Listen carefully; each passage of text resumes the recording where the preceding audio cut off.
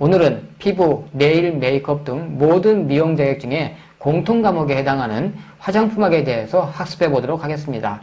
화장품학은 화장품의 정의, 화장품 제조, 화장품의 종류와 기능 등 화장품과 관련된 전반적인 모든 사항들을 다루고 있습니다. 더불어서 이 화장품학 이론 강의 말미에는 시험에 반복적으로 가장 많이 출제되었던 핵심 기출문제를 풀어봄으로써 이 화장품학을 최종적으로 정리하고 가도록 하겠습니다. 여러분들이 이 이론 강의와 핵심 기출문제를 풀게 된다면 화장품학은 거의 만점을 얻을 수 있을 것이라고 생각이 듭니다. 자, 지금부터 시작해 보도록 하겠습니다. 첫 번째로 화장품학 개론 중에서 화장품의 정의와 화장품의 사용 목적에 대해서 알아보도록 하겠습니다. 우리나라 화장품법에 보면은 인체를 청결하게 하고 아름답게 하여 매력을 더하고 용모를 밝게 변화시키거나 피부 모발의 건강을 유지 또는 증진시키기 위하여 인체에 사용하는 물품으로서 인체에 대한 작용이 경미한 것으로 정의되어 있습니다. 그래서 화장품의 정의의 의미는 쉽게 말하면 아름답게 꾸미고 매력을 더한다는 뜻이죠. 용모를 밝게 변화시키고 피부나 모발의 건강을 유지, 증진시키기 위하여 인체에 사용하는 물품이다 라고 보시면 되겠습니다. 자, 그렇다면 화장품 정의에 포함되지 않는 것은 당연히 질병 진단이나 치료 처치, 양리적인 영향을 주기 위한 의약품은 화장품이 아니라는 의미겠죠. 자, 그래서 여러분들 화장품 정의에 포함되지 않는 사항이 시험에 잘 나오니까 꼭 챙겨두셔야 됩니다. 화장품은 질병 진단이나 치료와는 관계가 없고 양리적 영향을 주기 위한 의약품하고도 관계가 없다라는 것 꼭 챙겨두시면 되겠죠. 그래서 우리 의약품의 정의를 보면 의약품은 원래 질병의 진단, 치료, 처치, 경감 또는 예방을 목적으로 하고 사람이나 동물의 양리적인 영향을 줄 목적으로 사용되는 물품이 우리 의약품이라고 할 수 있죠. 즉 화장품과 다른 의약품의 정의가 따로 있음을 여러분들이 꼭 챙겨두셔야만 되겠습니다. 자, 그러면 화장품과 의약 부외품 및 의약품을 한번 비교해서 그의 차이점을 한번 알아보도록 하겠습니다. 화장품과 의약 부외품 및 의약품의 그 대상은 화장품의 경우는 정상인이고 의약 부외품도 정상인에 해당이 됩니다. 의약품만 환자에 해당이 되겠죠. 특징을 본다면 화장품과 의약 부외품은 전문의 처방 없이 누구나 사용이 가능한 것이고 의약품은 전문의 처방이 필요로 하는 것입니다. 화장품은 사용 목적이 청결 및 미화, 즉 건강 증진 및 유지를 목적으로 한다면 의약 부외품은 미화와 위생에 있고 의약품은 질병의 진단과 치료에 있다고 보면 되겠죠. 화장품과 의약 부외품은 그 사용기간이 장기간이라고 할 수 있고 의약품 같은 경우는 일시적, 단기적이라고 보면 되겠습니다. 화장품과 의약 부외품은 부작용이 없어야 되겠죠. 그러나 의약품의 경우는 어느 정도 부작용이 발생할 수 있다는 것도 인정되고 있다는 것 여러분들이 챙겨두시면 되겠죠. 쉽게 말하면 화장품과 의약품을 비교할 때 화장품은 정상인이 누구나 전문의 처방 없이 사용할 수 있고 그 목적은 청결, 미화, 건강 증진 및 유지라는 것과 사용기간은 장기간 사용할 수 있으면서 부작용이 없어야 한다는 것이겠죠. 반대로 의약품의 경우는 환자에게 사용하는 것이고 전문의 처방이 필요로 하고 질병의 진단 및 치료에 의약품을 사용하는 것이고 단기적이고 일시적이다라는 것이죠. 치료 목적이니까요. 그리고 어느 정도 부작용이 발생할 수 있는 것이 의약품이다라는 것 여러분들이 구분해 두시면 되겠습니다. 자, 이어서 시험에 잘 나오는 우리 화장품의 사용 목적을 한번 알아보도록 하겠습니다. 화장품을 사용하는 이유가 있겠죠. 그 첫 번째는 인체를 청결하게 하며 노화를 예방하기 위해서죠. 두 번째는 자외선이나 건조 상태로부터 피부 및 모발을 보호하기 위한 것입니다. 세 번째는 인체를 아름답게 하고 매력을 증가시키기 위해서 화장품을 사용하겠죠. 자, 그래서 화장품의 개론 중에서 화장품의 정의와 목적을 알아보았고 화장품의 정의는 간단하게 얘기하면 인체를 청결하게 하고 아름답게 꾸미고 용모를 밝게 변화시키는 것이 바로 화장품의 정의다라고 보시면 되겠고 화장품을 사용하는 목적 또한 바로 이러한 정의에 의해서 인체를 청결하게 하면서 노화를 예방하고 자외선이나 건조 현상으로부터 피부 및 모발을 보호한다는 것입니다. 더불어서 인체를 아름답게 하고 매력을 증가시키기 위한 것이 바로 이 화장품을 사용하는 목적이다 라고 보시면 되겠습니다. 자, 그러면 이어서 화장품의 분류를 알아보도록 하겠습니다. 우리 화장품은 사용 목적에 따라 기초 화장품, 메이크업 화장품, 모발 및 두피 화장품, 바디 화장품, 그리고 방향 화장품으로 나눌 수가 있겠죠. 우리 기초 화장품은 바로 우리 얼굴을 깨끗하게 씻어내는 것, 즉 세안의 청결, 보호 및 피부 밸런스를 유지하기 위해 사용되는 화장품이 바로 우리 기초 화장품이라고 할 수 있겠고요. 우리 주요 제품으로는 우리 세안, 얼굴을 깨끗하게 씻어내는 것, 즉 세정이죠. 클렌징 제품으로 클렌징 크림과 폼, 오일이 여기에 해당이 되고, 피부 보호에는 로션, 크림, 에센스, 화장류가 여기에 해당이 되겠죠. 피부 정돈에는 팩과 마스크, 마사지 크림, 화장수, 유연 화장수와 수렴 화장수가 여기에 해당이 된다고 보면 되겠습니다. 그래서 우리 기초 화장품에는 그 주요 제품이 세안을 목적으로 하는 화장품이 있고 피부 보호와 피부 정돈을 목적으로 하는 화장품이 나누어져 있다는 것 여러분들이 챙겨두시면 되겠습니다. 자, 그 다음에 두 번째로 우리 이제 기초 화장품이 끝난다면 메이크업 화장품이 있겠죠. 자, 메이크업 화장품은 피부의 결점을 보완하기 위해서 얼굴이나 손톱 등에 도포하여 색상을 내는 화장품을 갖다가 우리 메이크업 화장품이라고 하겠습니다. 즉 다시 말하면 기초 화장품은 피부 보호 및 피부 밸런스를 유지하기 위해 사용되는 제품이라면 메이크업 화장품은 피부의 결점을 보완하기 위해서 얼굴이나 손톱 등에 도포하여 색상을 내는 화장품을 갖다가 우리가 메이크업 화장품이라고 할 수 있겠습니다. 그래서 메이크업 화장품은 크게 베이스 메이크업 화장품과 포인트 메이크업 화장품으로 나눌 수가 있겠습니다. 베이스 메이크업이란 바로 피부 표현 제품이 여기에 해당이 되고, 포인트 메이크업은 피부 결점을 보완하기 위한 제품이 포인트 메이크업이라고 보시면 되겠습니다.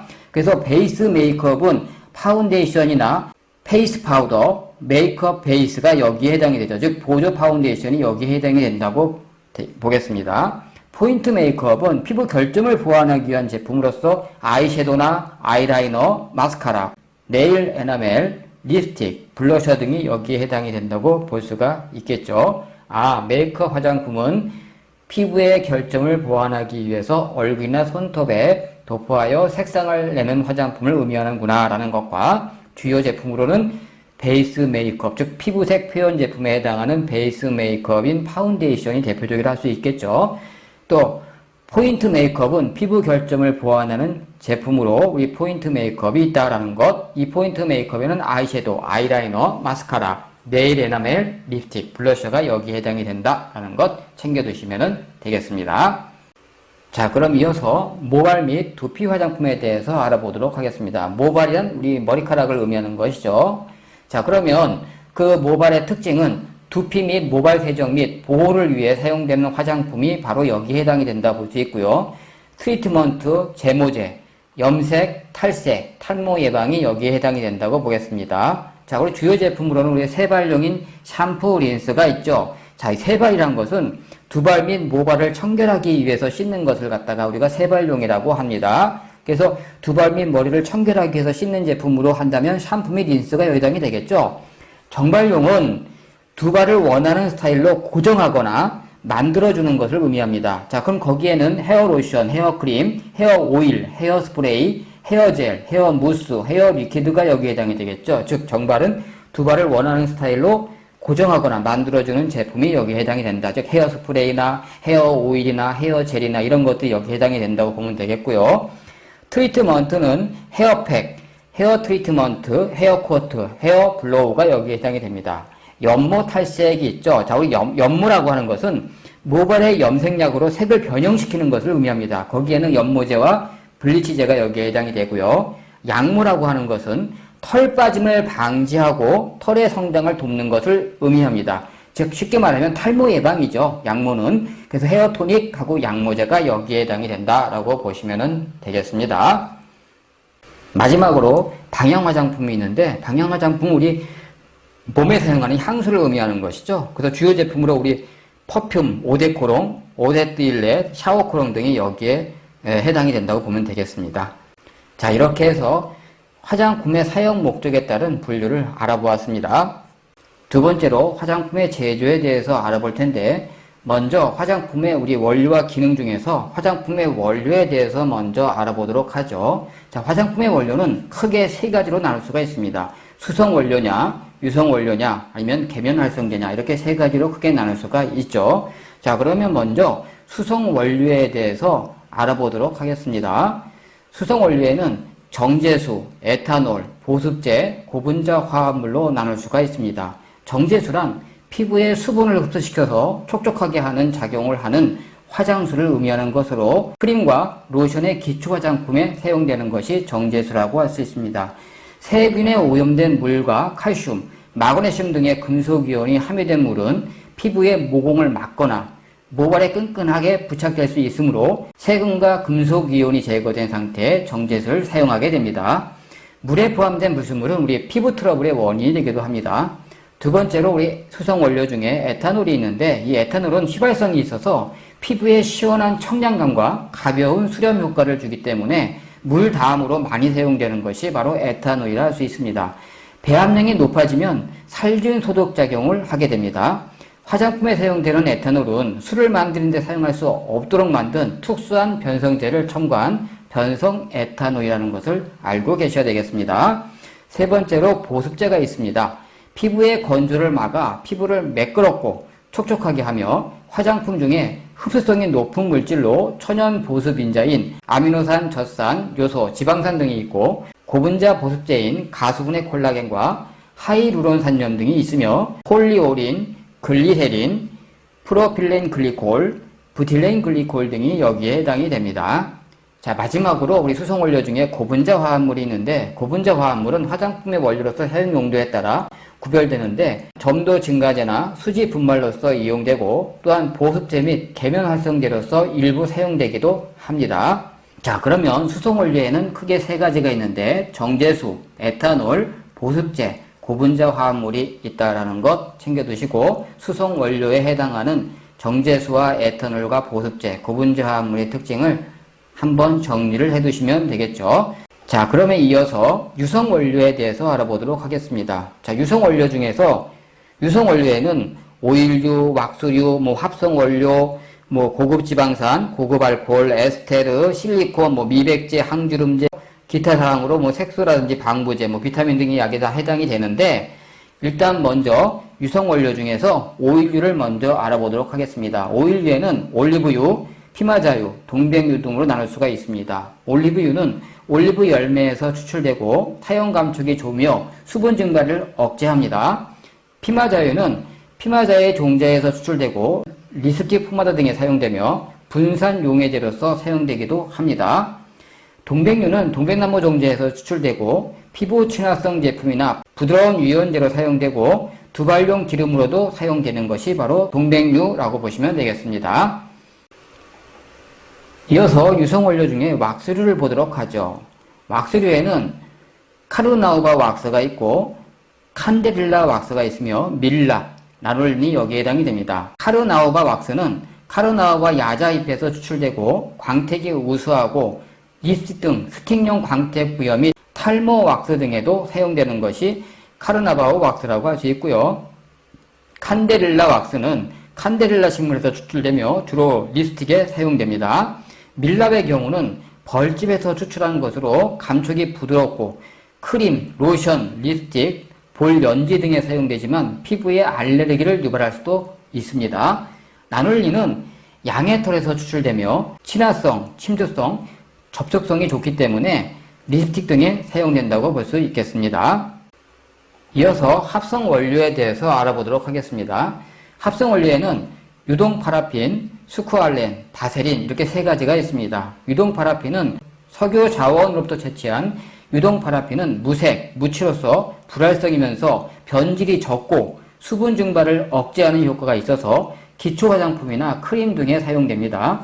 스쿠알렌의 경우는 동물, 즉 심해상어죠. 식물, 올리브에서 얻은 스쿠알렌에 수소를 첨가한 스쿠알렌은 변질의 우려가 없고 유성감이 높고 흡수가 용이해서 크림이나 유액 등의 기초 화장품에 사용됩니다. 바세린의 경우는 접착력이 있어서 크림류나 립스틱 등에 사용된다고 보겠습니다. 자, 그리고 고급 지방산이 있고 고급 알코올과 에스테르가 있는데 고급 지방산은 라우릭산, 미리스트산, 스테아린산, 팔미틴산 등이 있으며 알칼리성 물질과 중화 반응을 합니다. 에스테르 등에 함유되어 있어서 크림, 로션, 립스틱, 세안유 등에 사용되는 것이 고급 지방산입니다. 고급 알코올은 스테틸 알코올과 스테아릴 알코올 등이 있는데 유성 원료 및 유화 제품, 유화 안정 보조제로 사용하는 것이 고급 알코올이라고 할 수 있겠습니다. 에스테르는 가볍고 산뜻한 촉감과 번들거림이 없으며 에멀리언트 색소 등의 용제 및 불투명 화재 등에 사용된다고 볼 수 있겠습니다. 자, 그리고 이어서 실리콘에 대해서 알아보도록 하죠. 디메탈 폴리실록산과 메틸페닐 콜리실록산 등이 있으며 발색성이 높아서 화장이 피부에 물이나 땀에 의해 들뜨지 않게 하고 끈적거림이 없고 가벼운 사용 촉감을 갖고 있어서 모든 제품에 광범위하게 사용되는 것이 실리콘이라고 할 수 있겠습니다. 자, 미백제에는 알부틴과 코직산, 아스코르빈산이 있습니다. 자, 그러면 알부틴은 월귤나무 잎에서 추출된 것으로 멜라닌 색소 형성을 억제한다고 볼 수가 있겠죠. 티로시나제 활성도 억제를 합니다. 코직산은 구리이온과 킬레이트를 형성하여 멜라닌 색소 생성을 억제합니다. 아스코르빈산은 비타민C류로 멜라닌 색소 생성을 억제한다고 볼 수 있겠죠. 가만히 보니 미백제는 멜라닌 색소를 억제하는 성분으로 구성이 되어 있군요. 자, 그 다음에 이제 항주름제가 있죠. 시험에 잘 나오는 AHA는 알파 하이드록시산이라고도 하며 각질층 간의 접착을 약화시킴으로써 주름을 개선한다고 볼 수가 있겠습니다. 각질 제거 및 보습 기능이 있고 피부와 점막에 약간의 자극을 줄 수가 있습니다. 종류로는 젖산, 사과산, 글리콜릭산, 주석산, 구연산 등이 여기에 해당이 됩니다. 시험에 항주름제 중에서 AHA가 시험에 잘 나오니까 꼭 챙겨두시기 바랍니다. 레티노이드는 비타민 A류로 각질층의 수분을 증가시켜 주름을 완화시킨다고 할 수 있겠습니다. 자, 기타로 우리 색소나 방부제, 비타민 등이 있겠죠. 색소는 우리 염료, 안료와 레이크 등이 있는데 염료와 안료의 특징을 먼저 알아야 되겠죠. 염료란 물과 오일에 잘 녹는 것을 염료라고 하고 안료는 물과 오일에 잘 녹지 않습니다. 염료는 화장품의 시각적인 색상의 효과를 주기 위해 사용되는 것이고 안료는 빛을 반사하거나 차단하는 능력이 우수하죠. 자, 그 다음에 방부제가 있죠. 화장품의 변질 방지 및 살균 작용을 하고 방부제가 갖춰야 할 조건으로는 우리 pH 변화에 항균력의 변화가 없어야 하고 무색, 묻혀야 하며 피부에 안정적이어야 하겠죠. 그 또한 다른 성분과 적용하여 변화되지 않아야 할 것입니다. 자, 이 방부제가 갖춰야 할 조건도 여러분들이 꼭 한번 챙겨두시면 좋을 것 같고요. 비타민이 있는데 이제 피부 보호 및 피부 생리 기능을 향상시켜 노화지연, 피부 영양 등의 효과를 얻을 수 있는 것이 비타민이라고 할 수가 있겠습니다. 마지막으로 화장품 원료 중에 우리 계면활성제가 있죠. 계면활성제는 우리가 물과 기름처럼 서로 섞이지 않는 물질의 경계에 흡착해서 계면 장력을 현저히 저하시키는 물질로서 친수기와 친유기를 갖고 있고 계면활성 작용에는 유화, 가용화, 흡윤, 분산 외에 보습, 살균 등이 포함된다고 볼 수 있겠습니다.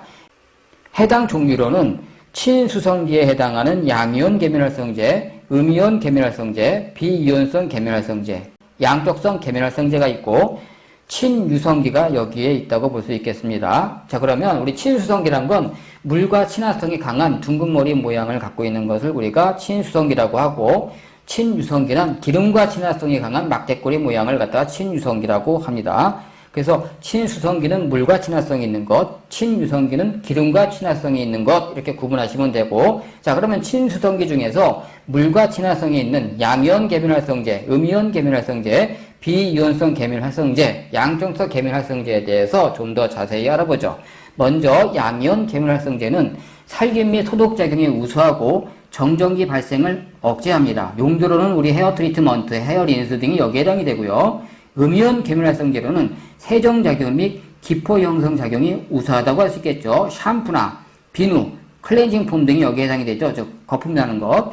자, 그 다음에 비이온성 계면활성제는 피부의 안정성이 높고 피부에 대한 자극이 적다고 할 수 있겠습니다. 그래서 용도로는 우리 화장수 가용화제, 클렌징 크림의 세정제, 크림의 유화제 등이 여기에 해당이 되고요.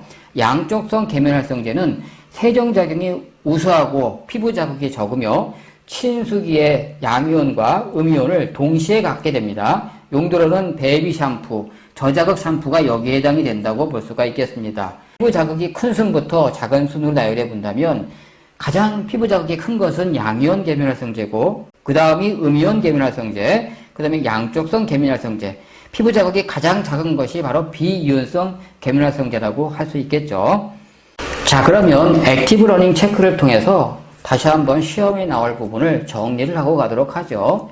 피부 자극의 크기 순서를 우리가 나열한다면 아까처럼 계면활성제의 친수동기 중에서 양이온, 그 다음에 음이온, 양쪽성, 그 다음에 비이온성으로 구분된다고 볼 수 있고, 피부 자극이 가장 큰 것은 양이온이고 피부 자극이 가장 작은 것은 비이온성 계면활성제다라고 보시면 되겠습니다. 아까 계면활성제, 즉 계면이란 무엇일까요? 계면은 액체, 고체, 기체, 물질 상호 간에 생기는 경계면을 의미하는 것이고, 계면활성제라고 하는 것은 두 물질 사이의 경계면이 잘 섞이도록 도와주는 물질을 갖다가 우리가 계면활성제라고 하는 것입니다. 자, 그 다음에 보습제가 갖춰야 될 조건이 있죠. 자, 보습제가 갖춰야 될 조건은 응고점이 낮아야만 됩니다. 두 번째로 휘발성이 없어야 하고 다른 성분과의 혼용성이 좋아야 되겠죠. 세 번째로 적절한 보습 능력과 피부 친화성이 있어야 합니다. 마지막으로 보습력의 온도나 습도 등이 환경 변화에 쉽게 영향을 받지 않아야 됩니다. 그래서 보습제가 갖춰야 될 조건이 시험에 잘 나오니까 꼭 챙겨 두셔야만 되겠습니다. 자, 그러면 이어서 화장품 제조 기술에 대해서 알아보도록 하겠습니다. 자, 화장품 제조 기술의 우리 순서를 본다면, 즉 화장품 제조 과정의 순서를 본다면 분산 과정, 유화 과정, 가용화 과정, 혼합 과정, 분쇄 과정, 성형 및 포장 이렇게 되어 있습니다. 그러면 화장품 제조 기술 중에서 가용화와 분산, 유화란 무슨 뜻인지 일단 알아보도록 하겠습니다. 먼저 우리 가용화라고 하는 것은 수성 성분의 소량의 유성 성분을 투명하게 용해시키는 것을 말하는 것으로 화장수, 향수, 에센스, 헤어토닉, 헤어 리퀴드 등의 제품 제조에 사용되는 것이 바로 가용화라고 할 수 있죠. 또한 미셀의 크기가 가시광선의 파장보다 작아 빛이 투과되기 때문에 투명해 보이는 것이 바로 이 가용화라고 할 수 있겠습니다. 분산 기술이란 것은 액체와 고체 입자를 계면활성제와 균일하게 혼합하고 마스카라, 아이라이너, 립스틱, 파운데이션, 아이섀도우 등의 메이크업 화장품 제품에 사용되는 것이 바로 이 분산 기술이라고 할 수 있고요.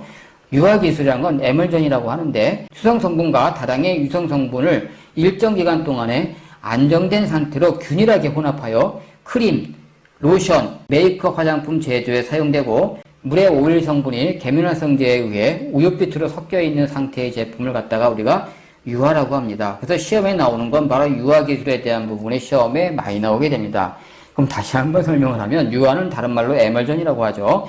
수성 성분과 다량의 유성 성분을 일정 기간 동안에 안정된 상태로 균일하게 혼합하며 크림, 로션, 메이크업 화장품 제조에 사용되고, 물의 오일 성분이 계면활성제에 의해 우윳빛으로 섞여 있는 상태의 제품을 갖다가 우리 뭐라고 하느냐, 바로 유화 기술이 여기에 해당이 된다라는 것을 꼭 챙겨 두셔야만 되겠습니다. 유화 기술 중에 수중유 에멀전이 있고 유중수 에멀전이 있고 WOW 에멀전이 있겠죠. 수중유 에멀전이란 OW라고 하는데, 즉 물은 워터, W 약자고 기름은 오일인 O의 약자가 되겠죠. 물에 기름이 분산된 형태를 갖다가 수중유라고 하는 것으로 로션, 크림, 에센스가 여기에 해당이 되고, 유중수 에멀전이라고 하는 것은 기름인 O와 물인 W의 약자를 따서 기름에 물이 분산된 형태의 영양크림, 선크림 등이 여기에 해당이 된다라고 보시면 되겠습니다. WOW 에멀전은 분산된 입자 자체가 에멀전을 형성하고 있는 형태를 의미한다라고 보시면 되겠죠. 자, 이어서 이제 화장품을 제조했으면 포장에 기재할 사항이 있겠죠. 첫 번째로 화장품의 명칭 및 가격, 제조번호, 주의사항 등을 당연히 기재해야 되겠죠. 두 번째로 제조업자 및 제조 판매업자의 상호 및 주소를 기록해야 되고, 세 번째로 제조번호 및 사용기간 또는 개봉 후 사용기간을 적어야 되겠죠. 네 번째로 화장품 성분 및 내용물의 용량 및 중량을 포장에 기재해야 됩니다.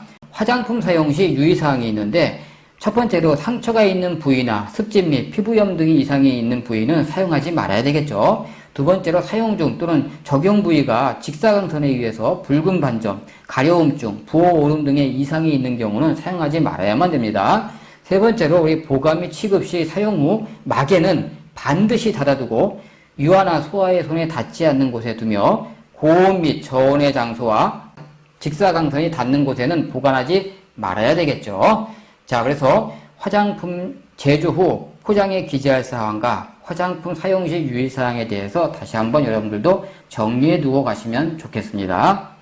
자, 그러면 화장품의 제조 기술을 다시 한번 정리하면 분산 과정, 유화 과정을 거쳐 가용화 과정, 혼합 과정, 분쇄 과정을 거친 다음에 마지막으로 성형 및 포장 이렇게 되어 있겠죠. 세 번째로 시험에 잘 나오는 바로 화장품의 4대 특성에 대해서 알아보도록 하겠습니다.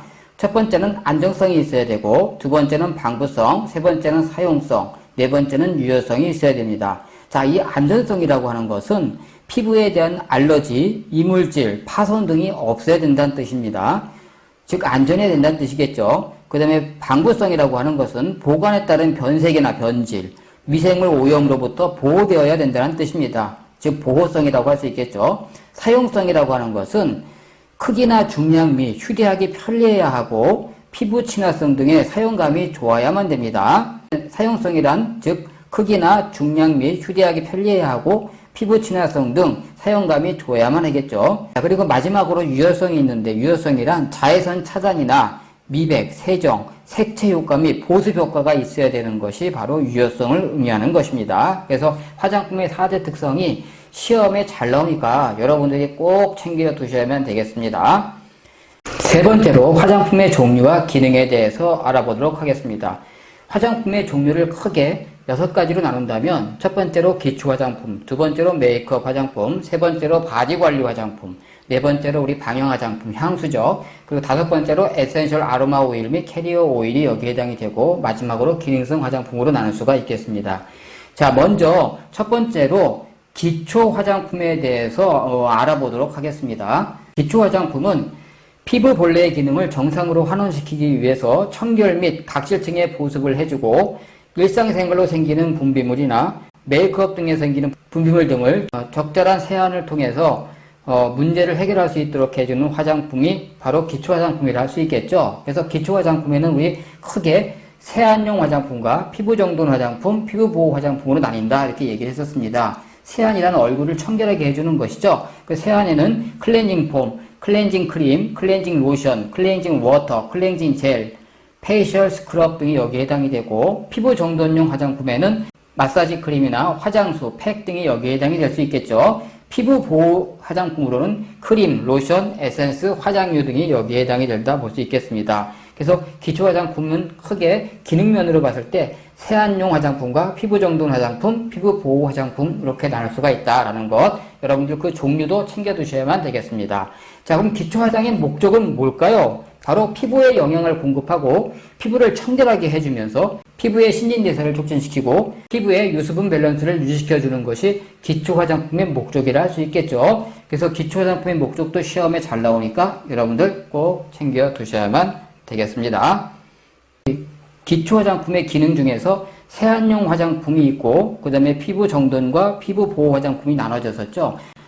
세안용 화장품은 어떤 기능을 하는지 한번 보도록 하겠습니다. 피부 노폐물 및 화장품의 잔여물을 제거하는 기능을 합니다.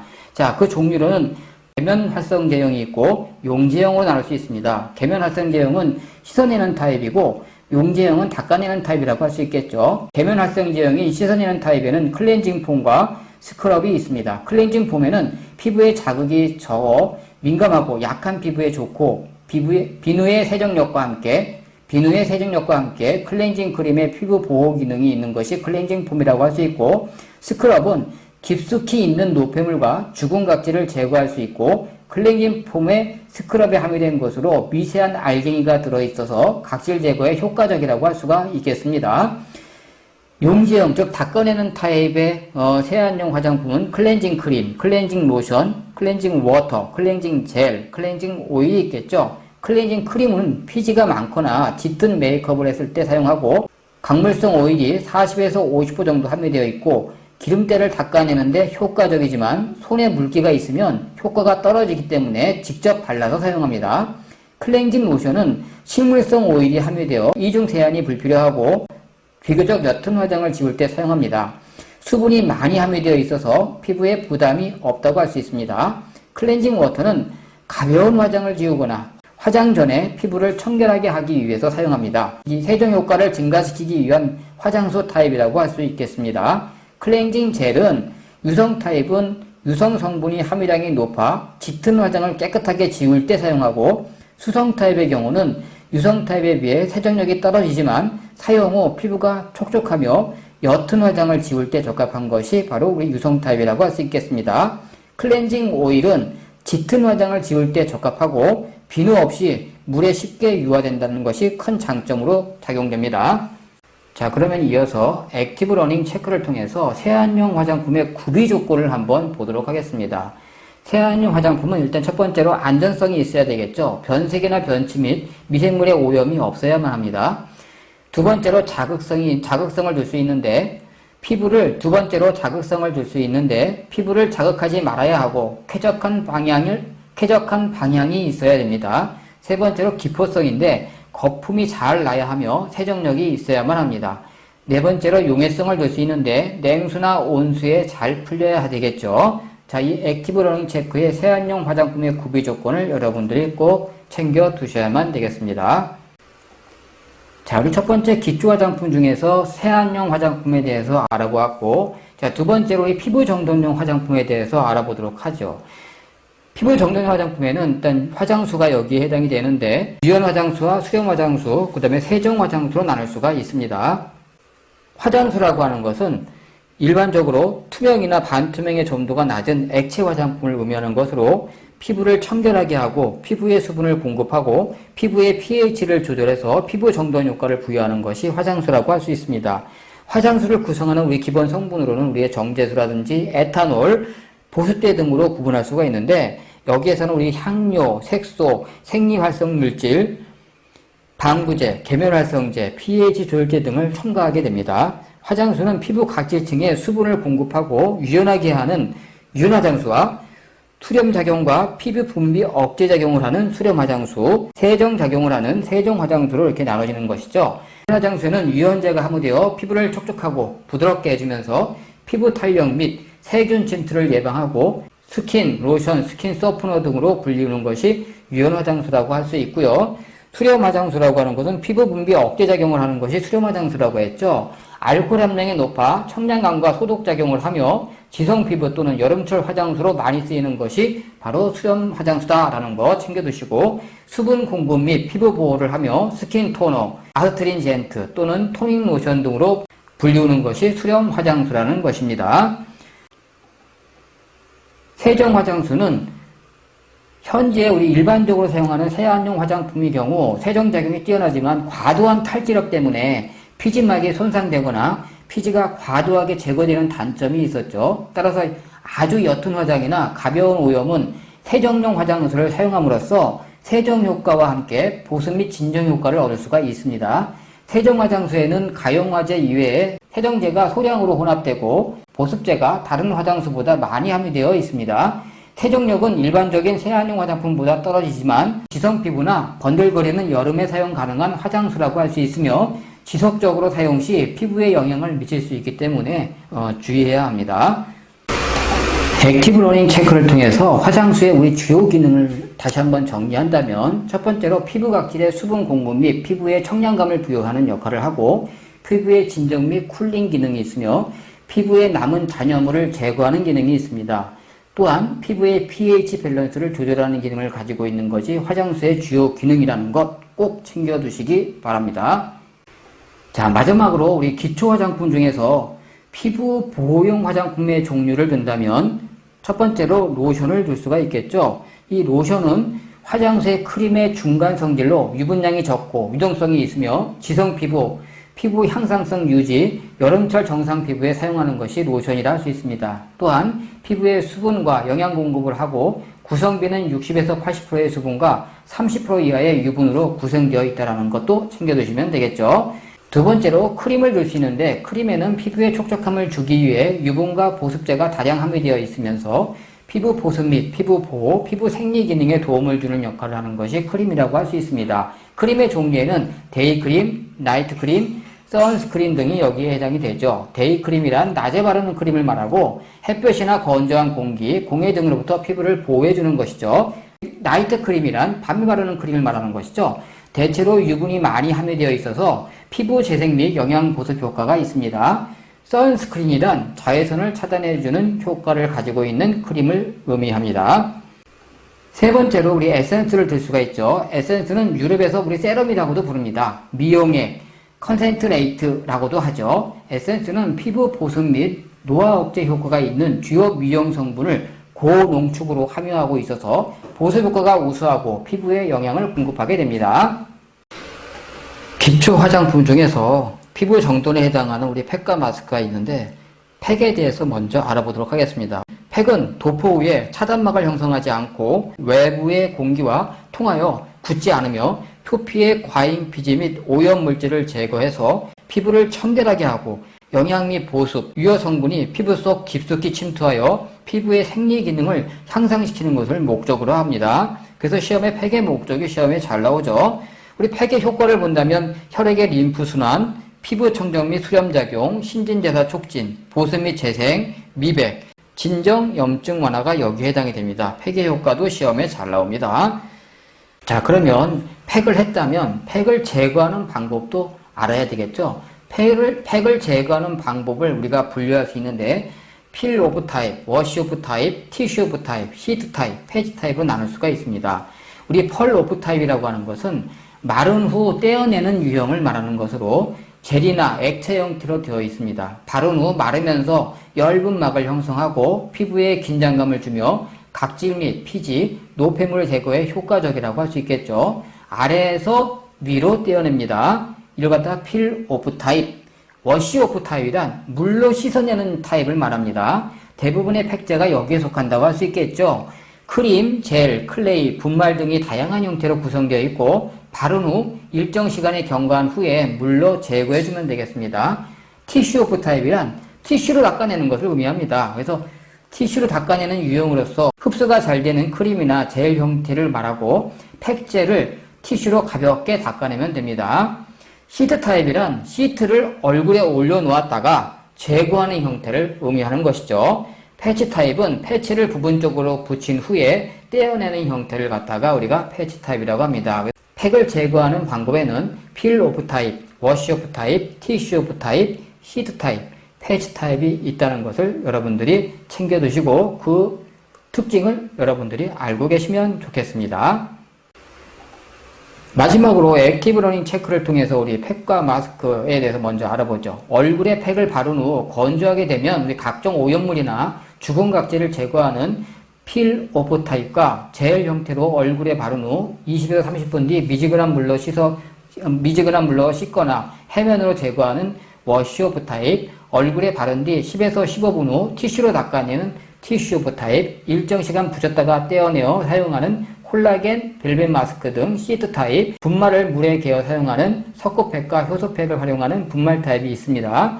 그래서 우리 팩의 사용 시 주의사항이 있는데 이게 시험에 잘 나오죠. 첫 번째로 피부 타입을 확인하고 피부에 알맞은 팩제를 사용합니다. 두 번째로 직접적으로 눈 주변 가까이 자극을 주는 것은 잔주름 예방에 효과적이지 않다는 것. 세 번째로 한방팩, 천연팩 등은 미리 만들어 놓지 않고 팩 사용 시 즉석에서 만들어 사용한다는 것. 네 번째로 팩 사용 시 방향으로는 안에서 바깥으로 바르게 되는 것입니다.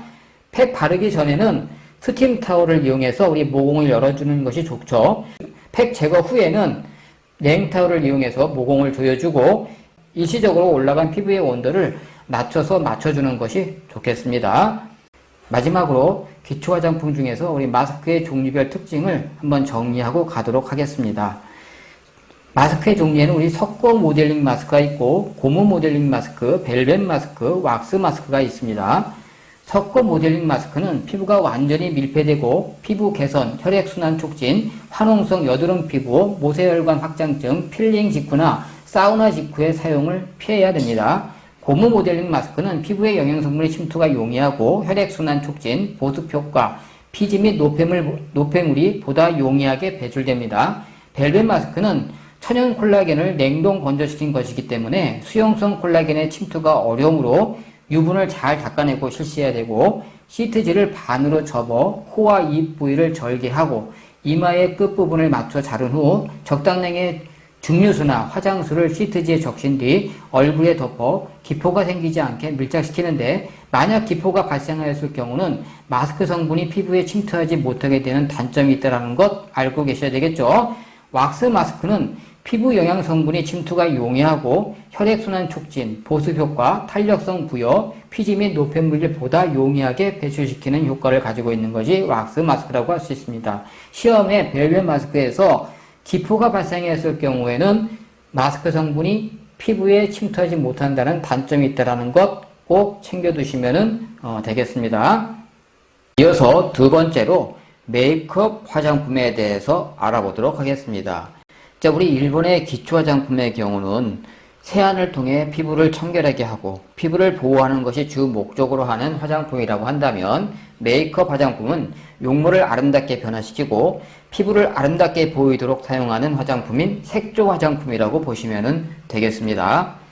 자, 그러면 메이크업 화장의 목적을 알아보도록 하죠. 첫 번째로 피부를 아름답게 표현하는 미적 효과를 누릴 수 있고, 두 번째, 피부톤을 균일하게 정돈해주면서 장점을 강조하고 결점을 보완해 주어 만족감과 자신감이 생기게 하는 심리적인 효과를 주는 것이 메이크업 화장품이라고 할 수 있습니다. 또한 자외선으로부터 피부를 보호해 주면서 색채감을 부여하여 피부색을 아름답게 표현해 주는 것이 메이크업 화장의 목적이라 할 수 있겠죠. 자, 그럼 메이크업 화장의 필요성을 한번 알아보도록 하죠. 피부에 색채감을 부여함으로써 피부색을 아름답게 표현하고 피부의 결점을 보완하여 아름답고 매력적으로 보이게 한다는 것입니다. 태양광선인 자외선으로부터 피부를 보호하는 보호적 효과와 화장을 통한 심리적 만족감과 자신감을 주는 것이 바로 이 메이크업 화장의 필요성이라고 할 수가 있겠죠. 자, 그러면 이어서 메이크업 화장품의 종류를 알아보도록 하겠습니다. 메이크업 화장품의 종류는 크게 베이스 메이크업 화장품과 포인트 메이크업 화장품으로 나눌 수가 있습니다. 베이스 메이크업 화장품은 피부색을 균일하게 정돈해주고 기미나 주근깨 등 피부 결점을 보완하는 역할을 하는 것이 베이스 메이크업이라고 할 수 있습니다. 즉, 피부를 투명하고 자연스러운 피부색으로 표현해줄 수 있고 피부에 얇은 인공 피지막을 형성하여 피부를 보호하는 역할을 합니다. 또한 파운데이션이 피부에 직접 흡수되는 것을 막아줌으로써 파운데이션의 밀착성을 높여 화장의 지속성을 유지시켜주는 것이 바로 베이스 메이크업이라고 할 수 있겠죠. 그럼 베이스 메이크업의 우리 색상별 피부 활용을 한번 본다면, 파란색의 경우는 붉은 얼굴이나 하얀 피부톤으로 표현하고자 할 때 파란색을 사용하고, 녹색의 경우는 잡티가 있는 피부나 여드름 자국이 있는 피부에 표현하고자 할 때 사용하며 색상 조절 효과가 커서 많이 사용됩니다. 보라색의 경우는 동양과 같은 노란 피부를 중화시켜준다는 장점이 있죠. 흰색의 경우는 어둡고 칙칙해 보이는 피부를 투명한 피부로 바꾸고자 할 때 효과적이라고 할 수 있습니다. T존 부위에 하이라이트를 줄 때 사용하게 됩니다. 핑크색, 즉 분홍색의 경우는 창백한 피부를 화사하고 건강한 피부로 표현하고자 할 때 사용하게 되는 것이죠. 파운데이션의 경우는 기미와 주근깨의 피부의 결점을 커버해주고 땀과 피지의 분비 억제 및 화장의 지속력을 유지시켜 자외선으로부터 피부를 보호해주는 것이 바로 이 파운데이션이라 할 수 있죠. 파운데이션은 크게 리퀴드 파운데이션과 크림 파운데이션으로 나눌 수 있습니다. 자, 파우더를 한번 보겠습니다. 피부 정돈 및 땀과 피지로 인한 화장이 번지거나 지워지는 것을 막아주는 거죠. 즉, 화장이 번지는 걸 막아주는 것이 바로 파우더라 할 수 있습니다. 빛을 난반사시켜 얼굴을 화사하고 밝게 보이게 하기도 합니다. 또한 피부의 번들거림을 방지해주는 역할을 하는 것이 이 파우더라 할 수 있겠죠. 파우더의 종류에는 루즈 파우더와 콤팩 파우더가 있습니다. 자, 그러면 이어서 두 번째 포인트 메이크업 화장품에 대해서 알아보도록 하겠습니다. 포인트 메이크업은 입술과 눈, 눈썹 등 특정 부위에 부분적으로 사용하는 화장품을 의미합니다. 혈색을 좋게 하고 입체감을 줌으로써 아름답고 매력적으로 보이게 해주는 역할을 하는 것이 포인트 메이크업이라 할 수 있겠죠. 자, 그럼 포인트 메이크업 화장품의 종류에는 아이섀도우가 있는데, 아이섀도우는 눈의 단점을 수정하고 보완하는 역할을 합니다. 눈꺼풀의 명암과 색채감을 주는 것으로 아름다운 눈매와 개성을 연출할 수가 있습니다. 두 번째로 우리 아이라이너가 있죠.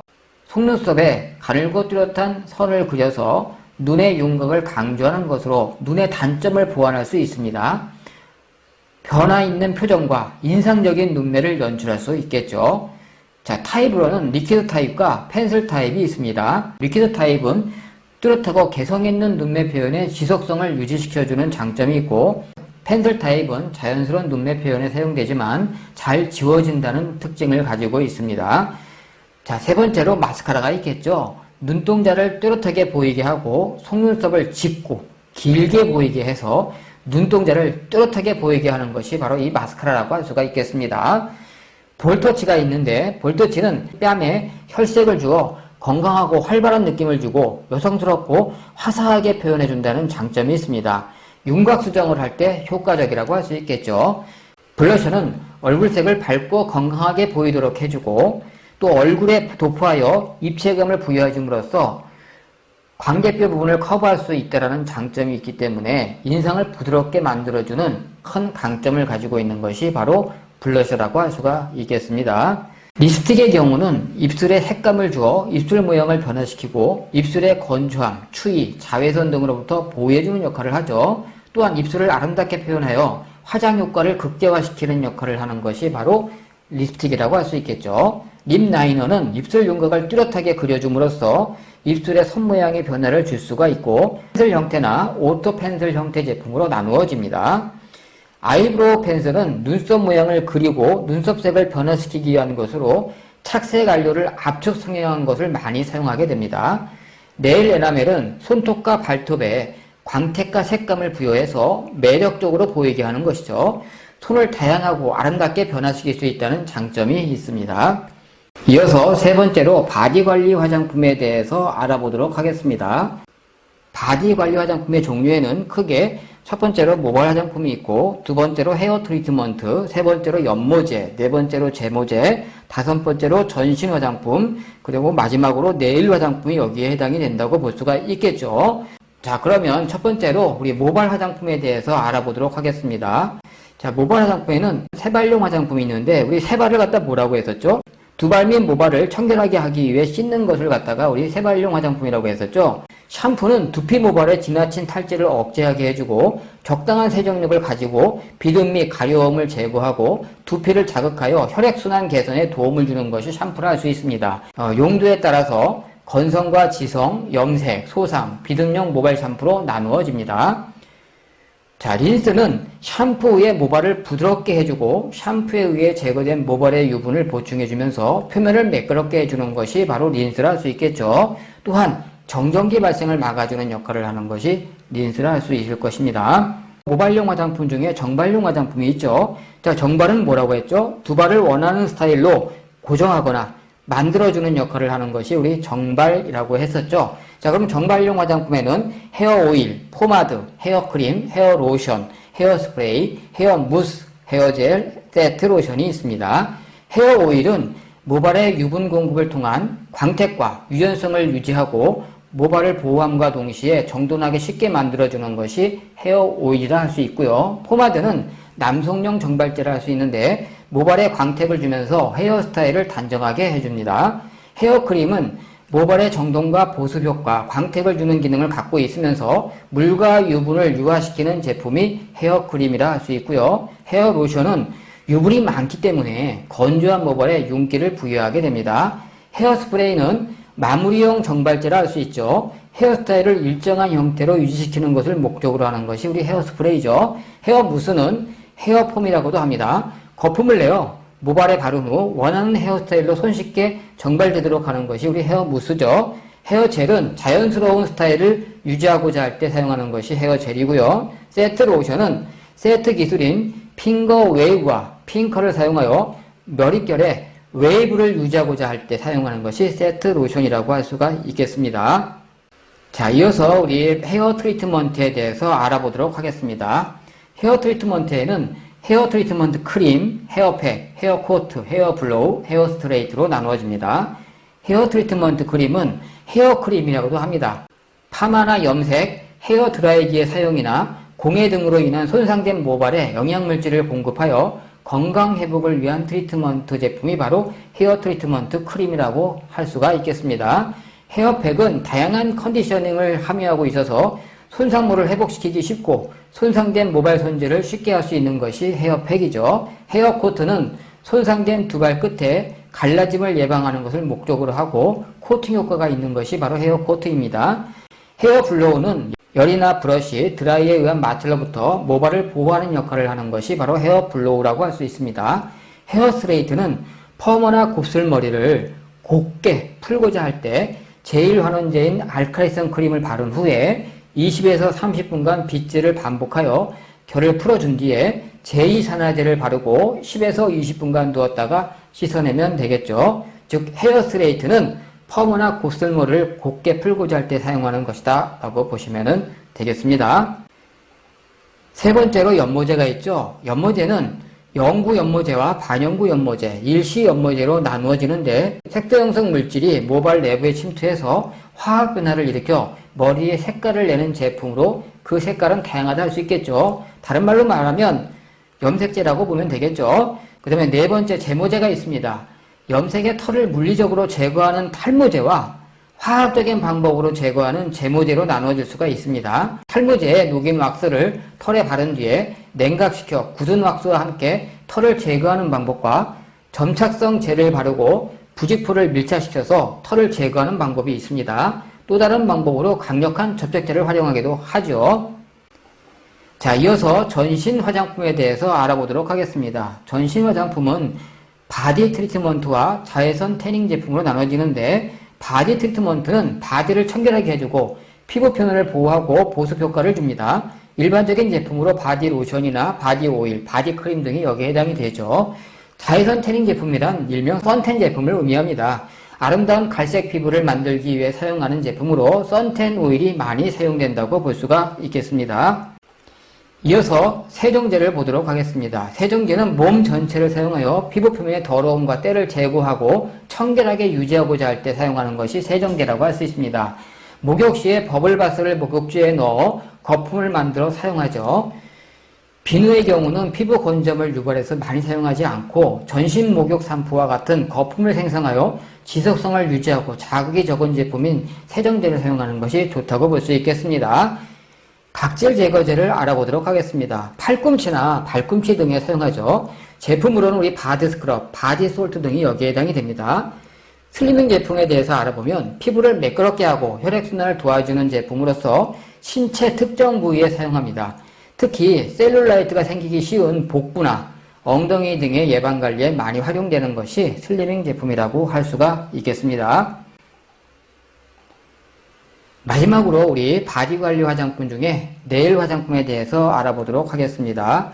네일 화장품은 네일 에나멜이 있는데 네일 에나멜은 손톱과 발톱에 광택과 색채를 주어서 아름답게 해주는 것으로 매니큐어, 네일 칼라, 네일 라카라고도 불립니다. 도포 후에는 광택과 색채가 변하지 않아야 하겠죠. 제거할 때는 깨끗하게 지워야 합니다.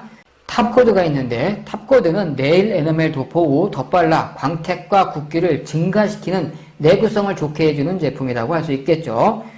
베이스 코트는 네일 에나멜을 도포하기 전에 미리 도포하는 제품이라고 할 수 있겠습니다. 네일 에나멜의 착색이나 변색을 방지하고 네일 에나멜의 밀착성을 높이기 위한 제품이라 할 수가 있겠습니다. 또 더불어서 에나멜 리무버라는 것이 있는데 네일 에나멜에 피막을 용해시켜 제거하는 것을 목적으로 하는 네일 리무버가 있죠. 손톱 표면을 더러움을 제거해주면서 아름답게 보호하는 역할을 합니다. 일반적으로 아세톤 또는 폴리시 리무버라고도 우리가 불려집니다. 자, 그다음에 또 큐티클 리무버라고 있는데 손톱 주변의 죽은 세포를 정리하고 제거하기 위한 목적으로 손톱 표면의 더러움을 제거하여 아름답게 보호해주는 큐티클 리무버라는 것이 있습니다.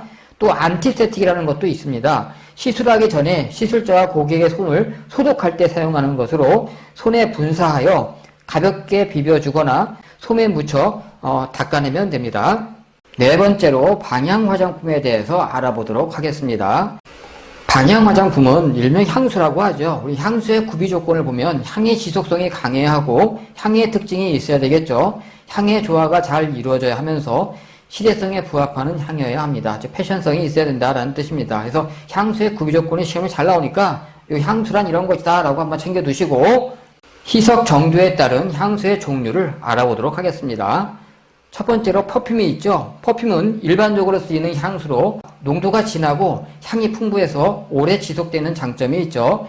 농도는 10에서 30%이고 지속시간은 6에서 7시간 정도라고 보면 되겠습니다. 두 번째로 오데 퍼퓸이 있습니다.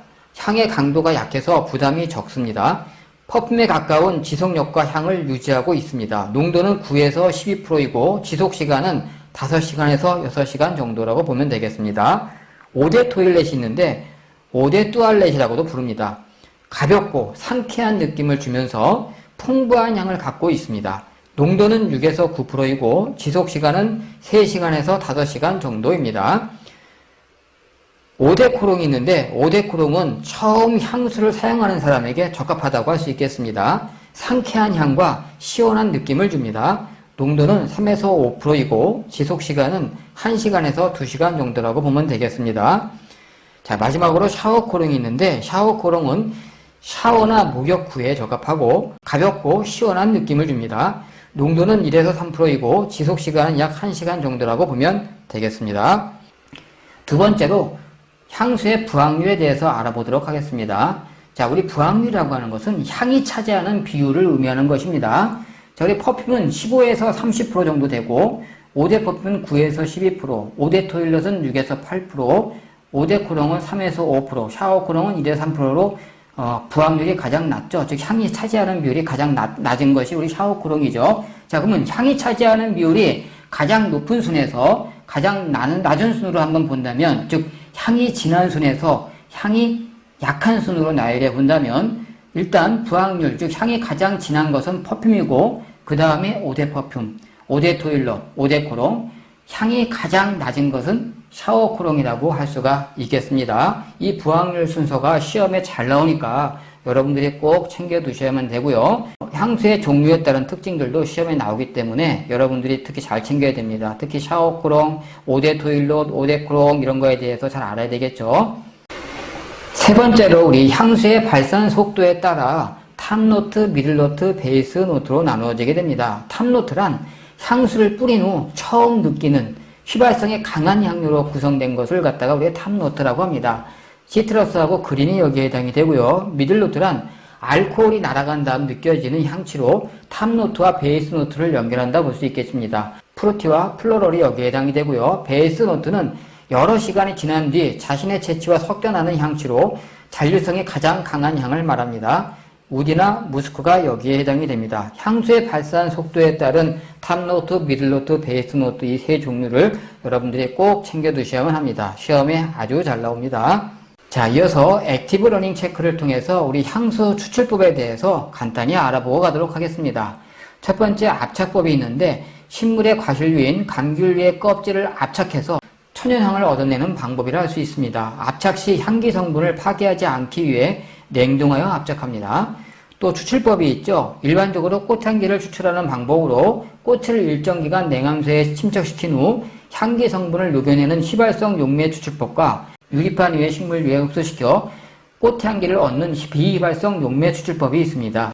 자, 이것은 고급 향수 제조에 사용되게 됩니다. 세 번째로 수증기 증류법이 있는데 대부분의 향수 추출법이라고 할 수 있습니다. 열에 의한 성분 파괴가 되는 향료 신분은 적합하지 않습니다. 향기 물질을 수증기와 함께 기체로 증발시킨 뒤 다시 기체를 냉각하여 추출하는 방법이라 할 수 있습니다. 네 번째로 냉침법이 있는데 동물 기름과 꽃잎을 섞어 놓아 동물 기름에 녹아 나오게 한 후 에탄올을 추출하는 방법으로 품질이 좋고 가격이 비싼 편입니다. 다섯 번째로 온침법이 있습니다. 지방류나 정제 동물에 꽃을 넣어서 향기 성분이 동물 기름에 흡수되게 하여 알코올로 정제하는 방법이라 할 수 있습니다. 여섯 번째로 침척법이 있는데 영묘향이나 사향을 알코올에 담아서 우려내는 방법이라 할 수 있습니다. 마지막 일곱 번째로 침출법이 있는데 식물의 가지나 뿌리에 상처를 내서 흘러나오는 수액을 추출하는 방법을 우리가 침출법이라고 합니다. 화장품의 종류 중 다섯 번째, 에센셜 오일 및 캐리어 오일에 대해서 알아보도록 하겠습니다. 에센셜 오일의 효능을 먼저 알아보도록 하겠습니다. 에센셜 오일의 효능은 첫 번째로 면역 및 항암, 항균 작용을 하고 피부 미용 및 피부 진정 효과가 있습니다. 혈액순환을 촉진시키면서 화상, 여드름, 염증 치유에도 효과적인 것이 바로 이 에센셜 오일이라고 할 수가 있겠죠. 시험에 에센셜 오일의 우리 효능에 대해서 물어보는 경우가 많기 때문에 여러분들이 꼭 챙겨두시면 되겠습니다. 자, 그러면 이제 이어서 에센셜 오일의 종류를 한번 알아보도록 하죠. 자스민은 민감하고 건조한 피부 및 피부 조절, 항우울과 함께 분만 촉진에 효과적인 것이 자스민이라고 할 수 있고요. 라벤더는 습진, 화상, 여드름성 피부에 효과적입니다. 제라늄은 피지 분비를 정상화시키고 셀룰라이트 분해에 효과적이죠. 티트리는 여드름 피부, 습진, 무좀 및 피부 정화에 효과적이면서 네들리는 피부 노화 방지 및 민감하고 건조한 피부에 효과적입니다. 팔마로사는 감염 피부와 건조한 피부에 효과적이고 패출리는 주름 예방과 노화 피부, 여드름 습진에 효과적이라고 할 수 있죠. 레몬그라스는 여드름과 무좀에 효과적이면서 로즈마리는 노화 피부, 두피 개선, 피부 청결 및 주름 완화에 효과적입니다. 오렌지는 노화 피부 및 여드름에 효과적이죠. 그루프프루트는 살균 및 소독작용과 셀룰라이트 분해작용에 효과적이라고 할 수가 있겠습니다. 시험에 가끔씩 잘 나오니까 여러분들이 꼭 챙겨두시면 되겠죠. 자, 이어서 아로마 테라피에 대해서 알아보도록 하겠습니다. 아로마 테라피의 어원은 향기의 뜻인 아로마와 치료의 뜻인 테라피의 합성어라고 할 수 있습니다. 식물의 꽃이나 잎, 줄기, 열매 등에서 추출한 휘발성 물질을 이용해서 방향요법이나 향기요법 등의 대체요법으로 심신을 건강하게 유지시키는 것을 말합니다. 아로마 테라피는 향기 물질을 통해 신체의 두뇌에 자극을 주고 정신과 감정 부분까지 다스릴 수 있는 특성이 있어서 자연 치유력을 활성화시켜 질병의 예방과 개선에 효과를 보이는 것이 바로 이 아로마 테라피라 할 수가 있겠죠. 특히 아로마 오일 같은 경우에는 여드름이나 염증 치료, 화상뿐만 아니라 심신이 불안정하고 스트레스를 받았을 경우와 피부가 거칠어졌을 경우에도 치료 효과가 있습니다. 아로마 테라피 사용법을 보면 크게 입욕법, 흡입법, 확산법, 수포법, 마사지법이 있습니다. 입욕법이란 신진대사 및 혈액순환을 원활하게 도와주는 방법으로 전신욕이라든지 반신욕, 수욕, 족욕, 좌욕 등으로 몸을 담그는 방법을 갖다가 우리가 입욕법이라고 합니다. 흡입법은 티슈나 수건 등에 한두 방울을 떨어뜨리고 심호흡을 하는 방법으로 구강과 코를 통해 흡입하는 방법입니다. 즉 그래서 흡입법이라고 하는 것이죠. 확산법은 스프레이나 아로마 램프 등을 이용하는 방법입니다.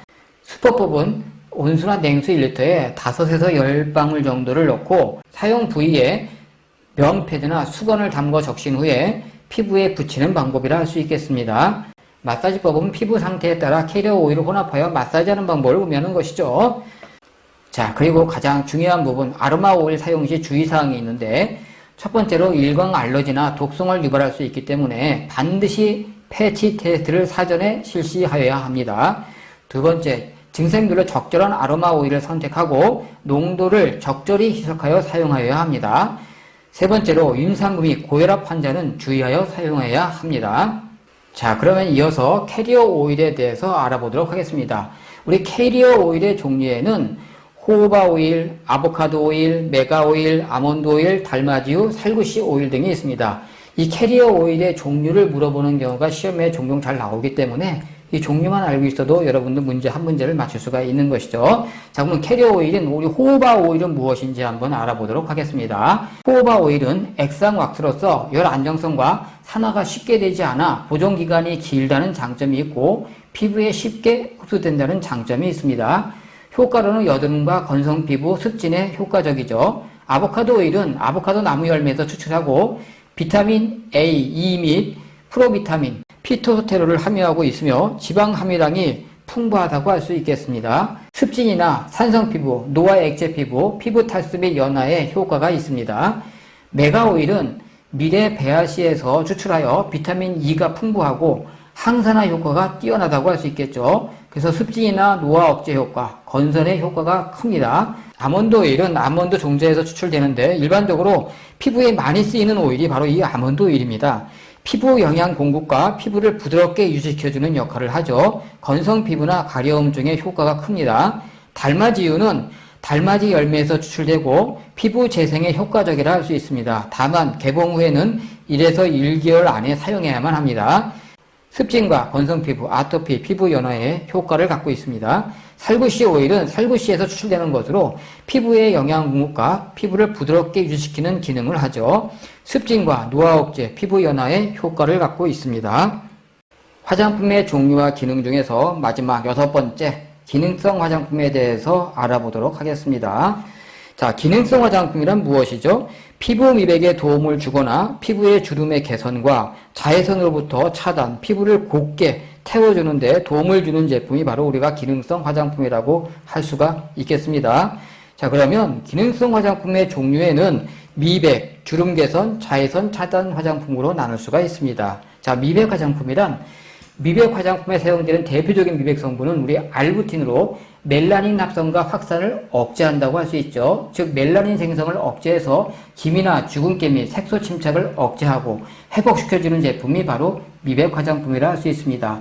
티로시나아제의 작용 억제 물질인 알부틴, 코직상, 감초나 당나무 추출물 등이 여기에 해당이 되고 도파민의 산화를 억제하는 비타민C와 각질세포의 탈락을 유도하여 멜라닌 색소를 제거하는 AHA, 레틴산, 그리고 멜라닌 세포 자체를 사멸하는 하이드로퀴논 등이 있습니다.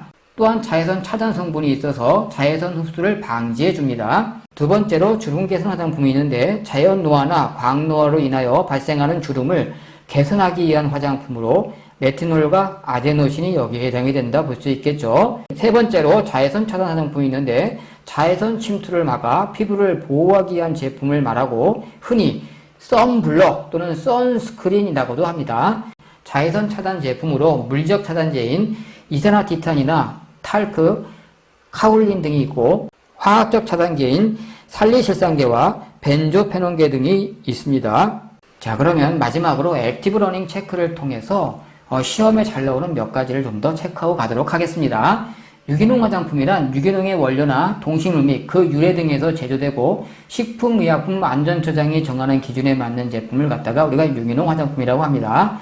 자외선 차단제의 종류 및 특징에 대해서 알아보게 될 텐데 이 부분은 시험에 가장 많이 나오는 부분이니까 여러분들이 꼭 챙겨줘야 되겠죠. 자외선 차단제는 우리 구분을 크게 자외선 흡수제와 자외선 산란제로 나누어집니다. 우리 자외선 흡수제는 화학적인 흡수작용을 이용하고 발랐을 때 투명하죠. 자외선 산란제는 물리적인 산란작용을 이용해서 발랐을 때 불투명합니다. 자, 우리 자외선 흡수제의 경우는 성분이 신라메이트, 옥티메톡시, 옥살디메틸파바, 아보벤존, 옥시벤존, 티타늄 디옥사이드가 여기에 해당이 되고 자외선 산란제로는 이산화티탄, 산화아연, 카오린, 징크 옥사이드, 티타늄 디옥사이드가 여기에 해당이 됩니다.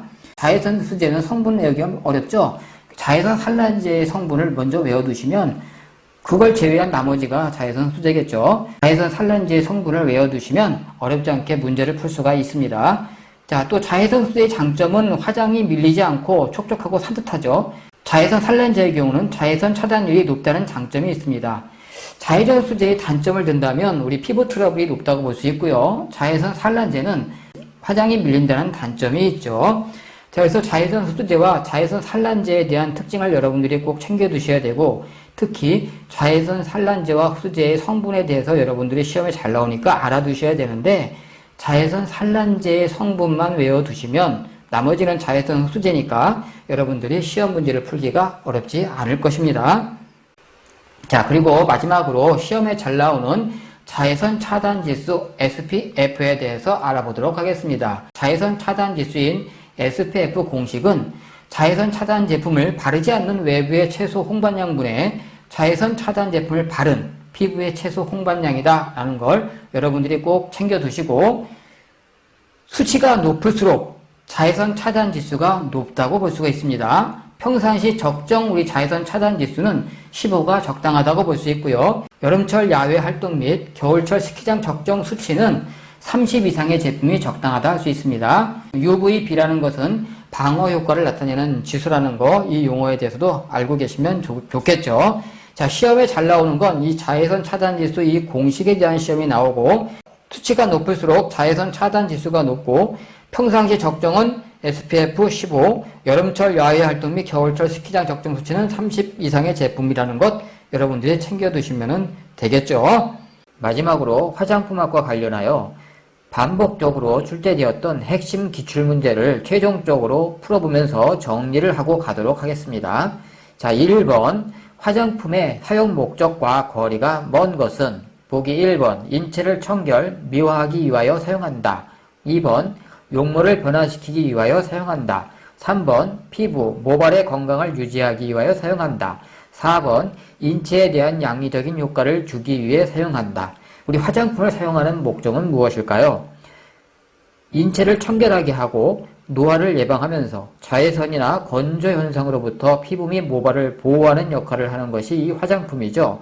또한 인체를 아름답게 하고 매력을 증가시키기 위해서 사용하는 것이 이 화장품이라 할 것입니다. 자, 그러나 보기 4번에 인체에 대한 양리적인 효과를 주기 위해 사용한다 이렇게 되어 있는데, 양리적인 효과, 이것은 의약품과 관련된 정의라고 볼 수가 있겠죠. 화장품은 사용 목적이 인체를 청결, 미화, 용모를 변화시키면서 피부 모발의 건강을 유지하기 위해서 사용하는 것이다 라고 했었습니다. 질병의 진단이나 치료, 예방과 관련된 이러한 양리적인 효과는 의약품의 정의라고 할 수가 있겠죠. 그래서 1번의 답은 4번이 됩니다. 2번 보습제가 갖추어야 할 조건이 아닌 것은 보기 1번 다른 성분과 혼용이 좋을 것, 2번 휘발성이 있을 것, 3번 적절한 보습 능력이 있을 것, 4번 응고점이 낮을 것. 자, 보습제가 갖춰야 할 조건을 물어보고 있습니다. 근데 이 조건이 아닌 것을 물어보고 있는 것이죠. 자, 그러면 우리 보습제가 갖춰야 될 조건은 뭐였죠? 응고점이 낮아야 하고 휘발성이 없어야 합니다. 다른 성분과 혼용성이 좋아야 되겠죠. 적절한 보습 능력과 피부 친화성이 좋아야 되고 보습력의 온도나 습도 등 환경 변화에 쉽게 영향을 받지 않아야 된다고 했었습니다. 자, 그럼 여기 보면 보기 2번에 휘발성이 있을 것이 아니라 휘발성이 없어야 되겠죠. 당연히 그러면 2번의 답은 2번이라는 걸 알 수가 있습니다.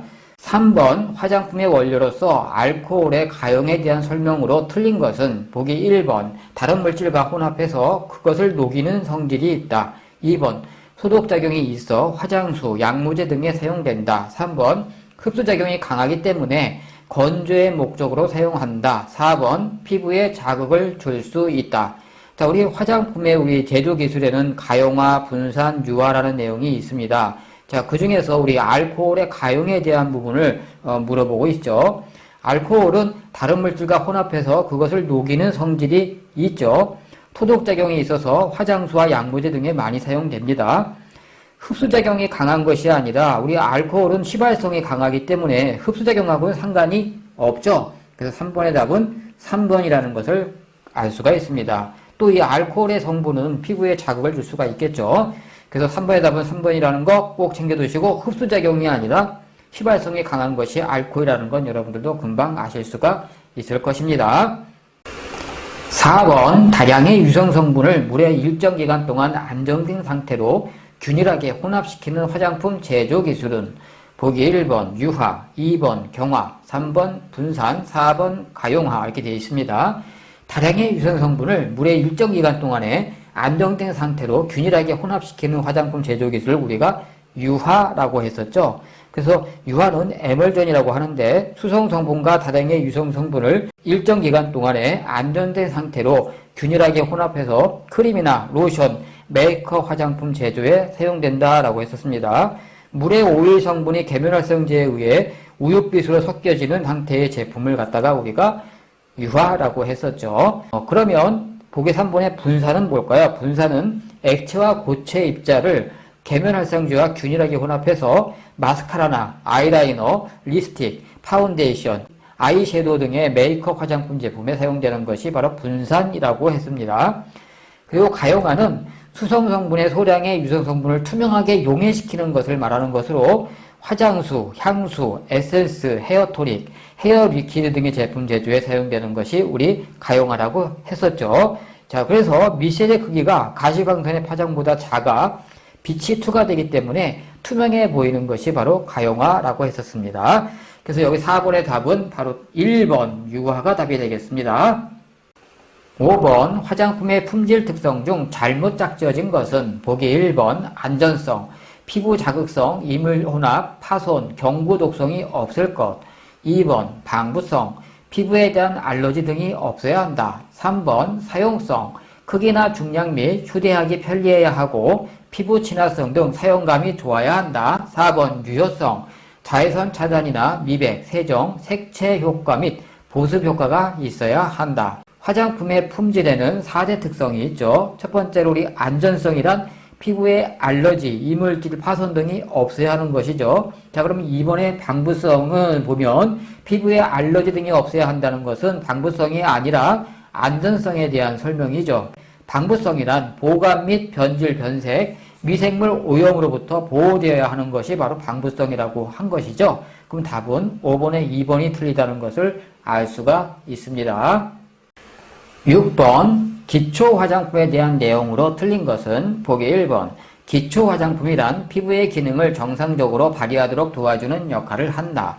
2번 기초 화장품의 가장 중요한 기능은 각질층을 충분히 보습시키는 것이다. 3번 마사지 크림은 기초 화장품에 해당하지 않는다. 4번 화장수의 기본 기능으로 각질층에 수분, 보습 성분을 공급하는 것이 있다. 자, 기초 화장품에 대한 설명을 물어보고 있습니다. 기초 화장품은 피부 본래의 기능을 회복시키고 환원시키는 것이 그 목적이죠. 그래서 우리 청결 및 각질층의 보습을 해주고 일상생활에서 생기는 분비물과 메이크업 등으로 생기는 분비물 등의 적절한 세안 화장품 등을 선택하여 우리가 세안을 하는 것이죠. 그래서 우리 기초 화장품의 기능은 세안과 피부 정돈, 피부 보호가 거기에 해당이 된다고 볼 수가 있는 것이죠. 자, 그러면 세안에 사용되는 화장품은 클렌징 폼이나 클렌징 크림, 클렌징 로션, 클렌징 워터, 클렌징 젤, 페이셜 스크럽 등이 여기에 해당이 되죠. 피부 정돈에 사용되는 우리가 기초 화장품에는 마사지 크림이 여기에 들어가죠. 그리고 화장수와 팩이 여기에 해당이 됩니다. 자, 그리고 피부 보호에 해당하는 기초 화장품에는 크림, 로션, 에센스, 화장류가 여기에 포함이 된다고 볼 수 있겠죠. 자, 그럼 보기 3번에 마사지 크림은 기초 화장품에 해당하지 않는다가 아니고 마사지 크림은 피부 정돈에 해당하는 기초 화장품에 해당할 수가 있는 것이죠. 그 6번의 답은 3번이 답이 되겠습니다. 7번 팩의 목적이 아닌 것은 보기 1번 노폐물의 제거와 피부 정화, 2번 혈액순환 및 신진대사 촉진, 3번 영양과 수분 공급, 4번 잔주름 및 피부 건조 치료 이렇게 되어 있습니다. 팩의 목적은 표피의 과잉 피지 및 오염물질을 제거해서 피부를 청결하게 해주고 영양 및 보습, 유효 성분의 피부 속 깊숙이 침투하여 피부의 생리 기능을 향상시키는 것을 목적으로 하는 것이죠. 즉 혈액순환 및 신진대사를 촉진하면서 영양과 수분 공급, 노폐물 제거와 피부 정화에 해당이 됩니다. 잔주름 및 피부 건조 치료는 해당이 안 되죠. 그래서 답은 7번에 4번이 답이 되겠습니다. 8번 팩 사용 시 주의사항이 아닌 것은 1번 피부 타입에 맞는 팩제를 사용한다. 2번 잔주름 예방을 위해 눈 위에 직접 덧바른다. 3번 한방팩, 천연팩 등은 즉석에서 만들어 사용한다. 4번 안에서 바깥 방향으로 바른다. 자, 우리 팩 사용 시 주의사항이 있었죠. 피부 타입을 먼저 확인하고 피부에 알맞은 팩제를 사용해야 되겠죠. 자, 그리고 두 번째로 직접적으로 눈 주변 가까이 자극을 주는 것은 잔주름 예방에 효과적이지 않다고 했습니다. 잔주름 예방을 위해서 눈 위에 직접 덧바르면 안 되겠죠, 당연히. 그러면 2번이 틀리다는 걸 알 수가 있고요. 3번 한방팩과 천연팩 등은 우리 즉석에서 만들어 사용한다 이렇게 했죠. 미리 만들어 놓지 않는다라고 했습니다. 자, 그리고 팩 사용 시 우리 안에서 바깥 방향으로 바른다 이렇게 했었죠. 그래서 8번의 답은 2번이 답이 되겠습니다. 9번 팩의 분류에 속하지 않는 것은 보기 1번 peel off type, 2번 wash off type, 3번 tissue off type, 4번 water type. 자, 팩의 분류에 속하지 않는 것을 물어보고 있었죠. 자, 우리 팩에는 peel off type, 즉 마른 후 떼어내는 유형으로 우리 젤이나 액체 형태로 되어 있죠. 바른 후 마르면서 얇은 막을 형성하고 피부에 긴장감을 주면서 각질 및 피지, 노폐물 제거에 효과가 있는 것이죠. 그래서 아래에서 위로 떼어내는 peel off 타입이 있고 wash off 타입이라고 있었죠. 물로 씻어내는 유형이었죠. 그리고 tissue off 타입, 티슈로 닦아내는 유형이 있었습니다. 자, 그리고 시트 타입 있죠. 시트를 얼굴에 올려놓았다가 제거하는 형태. 또 하나 더 있던 패치 타입이 있었죠. 패치를 부분적으로 붙인 후 떼어내는 형태가 있었죠. 자, 여기에 해당 안 되는 건 뭐가 있죠? 워터 타입은 없죠. 그래서 9번의 답은 4번이 되겠습니다. 10번 벨벳 마스크 사용 시 기포를 제거해야 하는 이유는 보기 1번 기포가 생기면 마스크의 모양이 예쁘지 않기 때문이다. 2번 기포가 생기면 마스크의 적용 시간이 길어지기 때문이다. 3번 기포가 생기면 고객이 불편해하기 때문이다. 4번 기포가 생기는 부분에는 마스크의 성분이 피부에 침투하지 않기 때문이다. 벨벳 마스크 사용 시 기포를 제거해야 하는 이유가 있었죠. 자, 그 이유는 뭐였죠? 기포가 생기지 않게 우리가 밀착을 시키는데 만약에 기포가 발생하게 된 경우는 마스크 성분이 피부에 침투하지 못하기 때문에 그렇다 이렇게 했었죠. 그럼 10번의 답은 4번이라는 걸 알 수가 있습니다. 11번 기초 화장품의 사용 목적 및 효과와 가장 거리가 먼 것은 1번 피부의 청결 유지, 2번 피부의 보습, 3번 잔주름 여드름 방지, 4번 여드름 치료. 기초 화장품을 사용하는 목적은 피부의 청결과 피부의 유수분 밸런스 유지와 피부의 신진대사를 촉진하고 피부의 외부 환경, 즉 피부를 외부 환경으로부터 보호하는 역할을 하는 것이 우리가 기초 화장품의 효과라고 볼 수가 있는 것이죠. 자, 기초 화장품 효과라고 볼 수 있는데 보기 4번의 여드름의 치료하고는 관련이 없었죠. 그래서 11번의 답은 4번이 되겠습니다. 12번 유연 화장수의 작용으로 가장 거리가 먼 것은 1번 피부에 보습을 주고 윤택하게 해준다. 2번 피부에 남아있는 비누의 알칼리 성분을 중화시킨다. 3번 각질층의 수분을 공급해준다. 4번 피부의 모공을 넓혀준다. 자, 우리 화장수에는 유연 화장수와 수렴 화장수 그리고 세정 화장수가 있었습니다. 자, 그런데 여기서는 유연 화장수의 우리 특징을 본다면 피부에 보습을 주고 윤택하게 해주는 역할을 하는 것이 유연 화장수라고 할 수가 있었죠.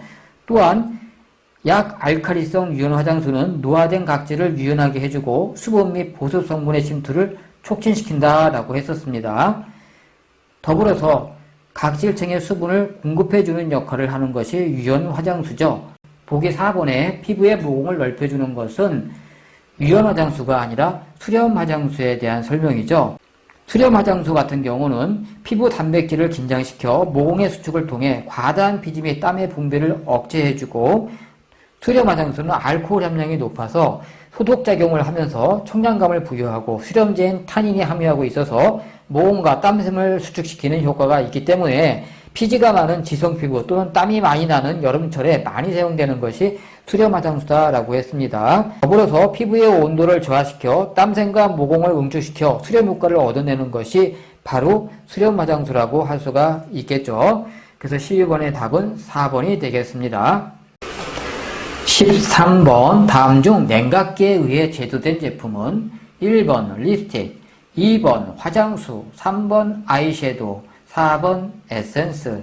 자, 냉각기에 의해 제조된 제품을 든다면 립스틱의 경우는 마지막 공정에서 분산 후 틀에 흘려 넣어 급냉각을 시켜 스틱 형태로 만드는 것이 우리 립스틱이죠. 그럼 냉각기에 의해 제조된 제품을 묻는다면 당연히 1번의 립스틱이 되겠습니다. 14번 다음 중 바디용 화장품이 아닌 것은 보기 1번 샤워젤, 2번 바스 오일, 3번 데오드란트, 4번 헤어 에센스. 자, 우리 바디용 화장품은 바디를 청결하게 해주기 위해서 사용하는 것이죠. 또한 피부 표면을 보호하고 보습 효과를 주는 것이 우리 바디 화장품입니다. 바디 트리트먼트에는 우리 바디 로션이나 바디 오일, 바디 크림 등이 여기에 해당되고 샤워젤이나 뭐 바스 오일이라든지 데오드란트도 해당이 되죠. 헤어는 머리죠.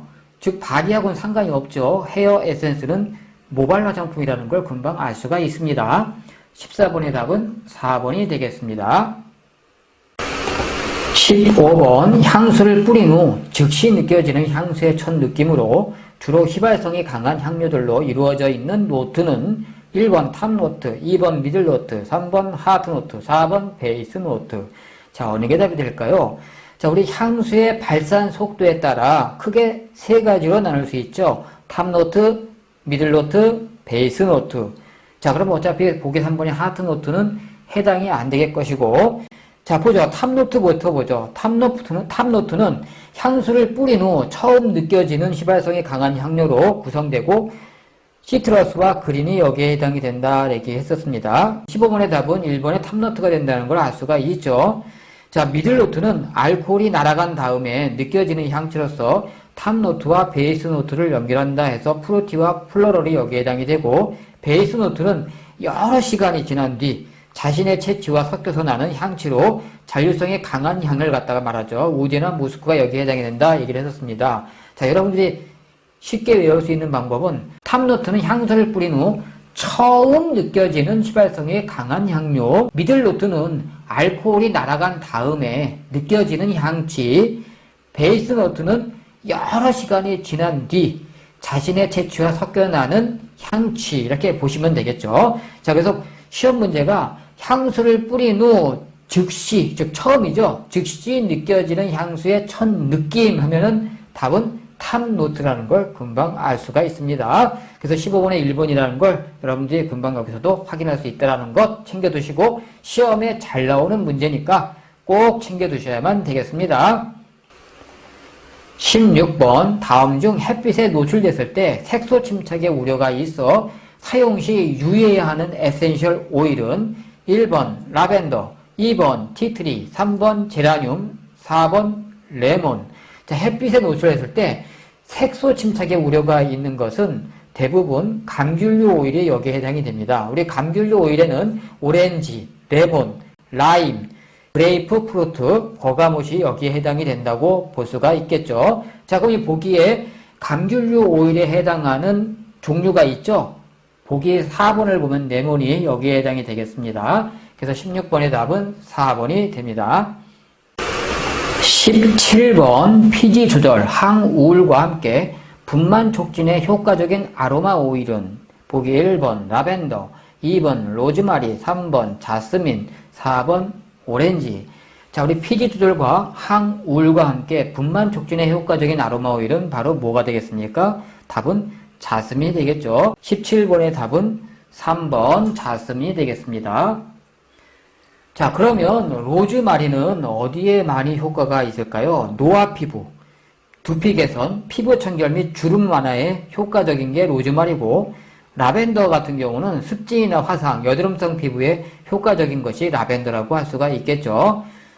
자, 그래서 17번의 답은 3번 자스민이라는 걸 정확하게 확인할 수 있을 것입니다.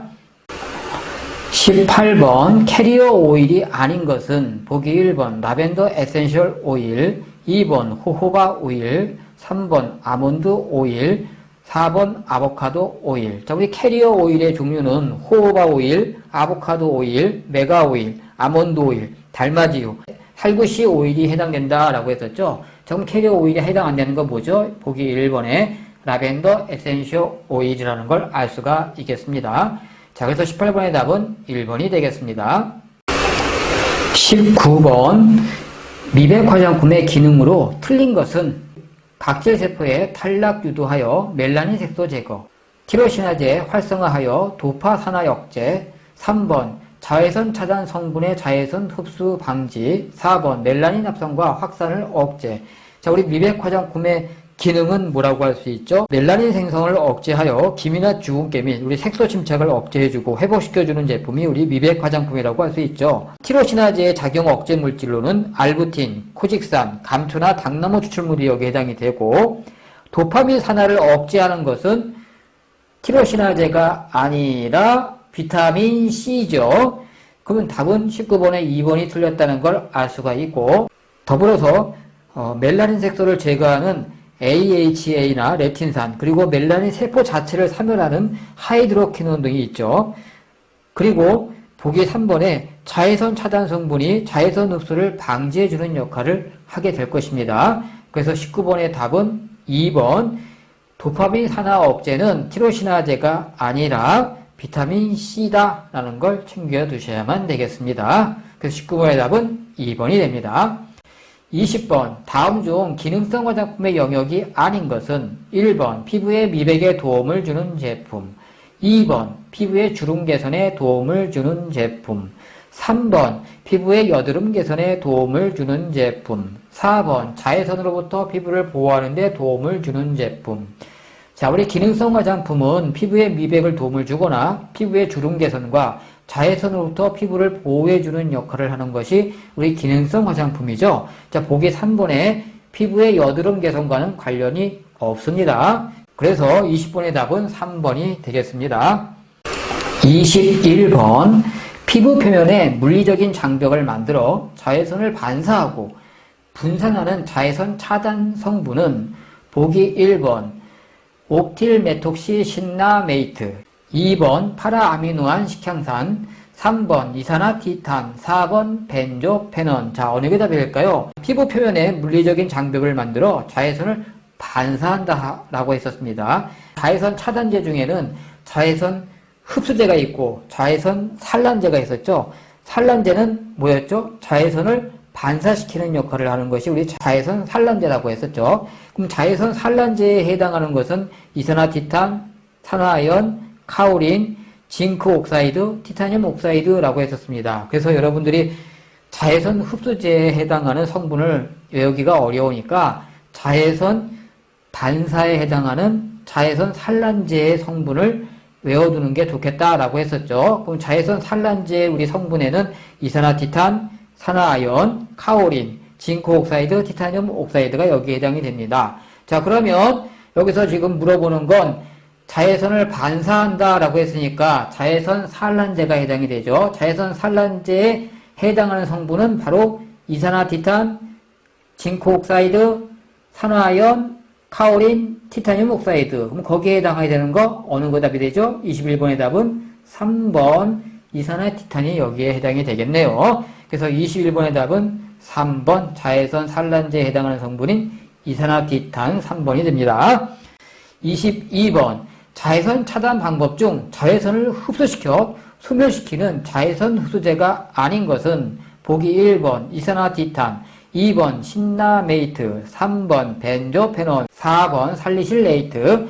자, 우리 자외선 차단 방법 중에 자외선 흡수제가 있었고 자외선 산란제가 있었죠. 자, 그러면 자외선 산란제의 종류에 해당하는 것이 이산화티탄, 징크 옥사이드, 카오린, 티타늄 옥사이드, 산화아연이었죠. 자, 이거를 제외한 것은 나머지는 자외선 흡수제겠죠. 자, 그럼 자외선 흡수제에 해당이 안 되는 것 보기 1번 이산화티탄은 자외선 흡수제가 아니라 자외선 산란제가 해당이 되는 거죠. 그래서 22번의 답은 1번이 답이 되겠습니다.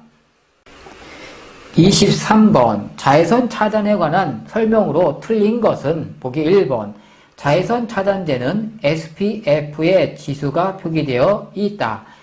2번 SPF는 수치가 낮을수록 자외선 차단 지수가 높다. 3번 자외선 차단제의 효과는 피부의 멜라닌 양과 자외선에 대한 민감도에 따라 달라질 수 있다. 4번 자외선 차단 지수는 제품을 사용했을 때 홍반을 일으키는 자외선의 양을 제품을 사용하지 않았을 때 홍반을 일으키는 자외선의 양으로 나눈 값이다. 보기 1번, 3번, 4번은 다 맞는 내용이지만 보기 2번의 SPF는 수치가 낮을수록 자외선 차단 지수가 높은 것이 아니라 수치가 높을수록 자외선 차단 지수가 높다가 되는 것이죠. 23번의 답은 2번이 답이 되겠습니다. 24번 진피층에도 함유되어 있고 보습 기능으로 피부관리 제품에 사용되어지는 성분은 보기 1번 알코올, 2번 콜라겐, 3번 판테놀, 4번 글리세린. 자, 진피층, 우리 피부의 진피층을 말하는 겁니다. 자, 진피층에도 함유되어 있는 것, 알코올이 당연히 우리 피부에 있는 거 아니죠. 그 2번에 콜라겐이라는 걸 금방 우리가 확인할 수 있겠죠. 우리 콜라겐은 진피층에 함유되어 있고 보습 기능으로 피부관리 제품에도 많이 사용되는 것이 우리 콜라겐이라고 할 수가 있겠죠. 자, 그래서 24번의 답은 2번이 되겠습니다. 자, 이렇게 오늘은 미용 자격증의 공통 과목에 해당하는 화장품학에 대해서 학습해 보았습니다. 자, 어떠셨나요? 무료 학습 파일과 함께 이 영상을 시청하시면 많이 도움이 되리라고 생각이 듭니다. 자, 이렇게 미용 자격증 공통 과목을 먼저 학습하도록 이렇게 영상과 학습 파일을 제공하는 이유는 공통 과목을 먼저 학습하게 되면 전공 과목까지 자연스럽게 이어질 수 있는 연계성을 가지고 있기 때문입니다. 자, 더불어서 여러분들이 피부, 네일, 메이크업 등 또 향후에 나올 반영구 화장까지도 취득하기 쉽게 접근할 수 있는 하나의 방법이 되기도 하겠죠. 다음 시간에는 미용 자격증의 마지막 부분에 해당하는 피부학에 대해서 학습해 보도록 하겠습니다. 끝까지 시청해 주셔서 감사합니다.